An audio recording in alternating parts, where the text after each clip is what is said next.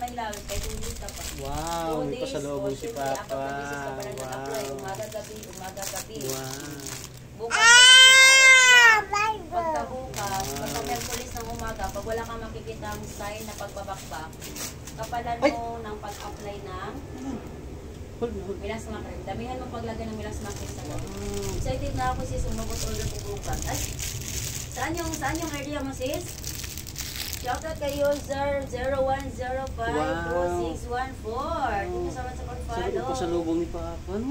Nangalan na yung liig ko mga sisilab. Sisi Bailey, saan nga yung location mo sisilab?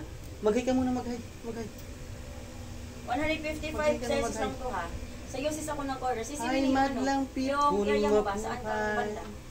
Hindi ko man makita yung mga order niyo dito. Hindi ko yung makita kung saan na location. Ay, madlang people mabuhay. 155 pesos lang yan mga mahal.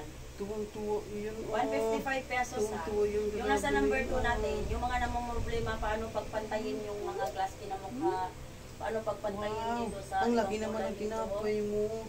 Ibang kulay dito. Yung number 2 mga sisilab, nakakaputi, nakakaglowing ng Ping Papa, ping. Give dada, give.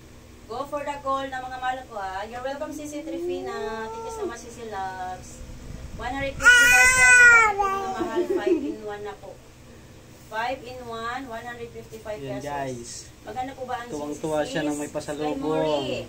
Basahin mo ang feedback pag may ng pasalubong, customer. tuwang-tuwa yan. 350 plus K. Ano ba yan? Ano ba yung nasold nito? Tingnan ko ha. Hindi siya. Tingnan ka dito. 320 pala. 320.7 sold mga sisilang. 320.7 thousand sold na po ang ating Glutathione C mga mahal.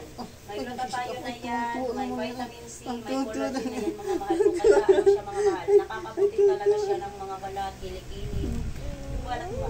Yung iba kasi namang problema, paano daw pag sobrang puti na yung mukha nila, tapos ibang kulay ang liig daw. Yan mga sisi ko, Glutathione C napakaganda. Isang multi, good for 1 month na yan. Ang pag-inom yan, inumin mo sa umaga isang capsule bago ka kumain, 30 minutes bago ka kumain.